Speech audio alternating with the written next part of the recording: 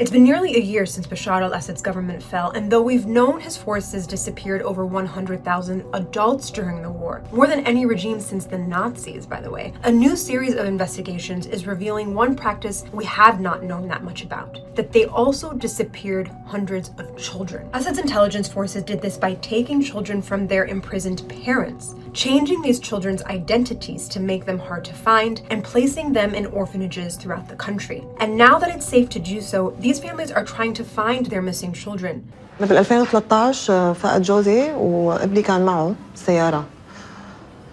فتدور عليه.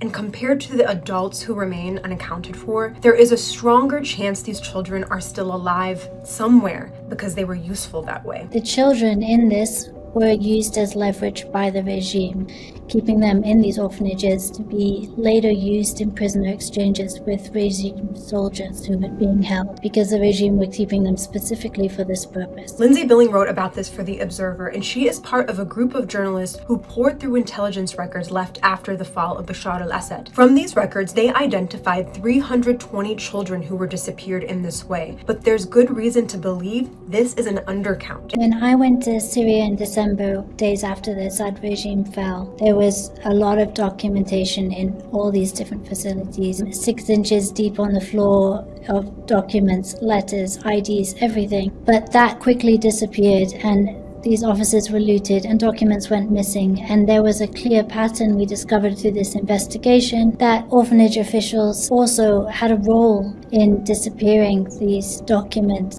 Intelligence officers sent kids to orphanages like this one, who were also aware of this practice, and the largest number of children in the database were sent here, to SOS Children's Village in Damascus. This is Esma al-Assad on a Mother's Day visit there in 2024. With the founding of SOS Children's Villages, a new concept for caring for children was born.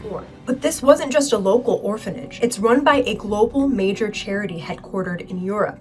Today, we are a federation of local associations working for children and young people in 136 countries and territories. We found that SOS Children's Villages International knew about these unlawful transfers for at least 7 years and didn't do anything about it. They didn't think that anyone was ever going to find out. And you might think that now SOS International would be doing everything they could to help these families. Well, that hasn't been the case. We see this play out in a BBC documentary called Syria's Stolen Children, when a mom in search of her missing son meets with SOS staff. هلا يمكن بالمعلومات ما رح تلاقي تطابق، بس بدي اشوف الصور. لا الصور كل الاطفال موجوده. نحن ما بيحق لنا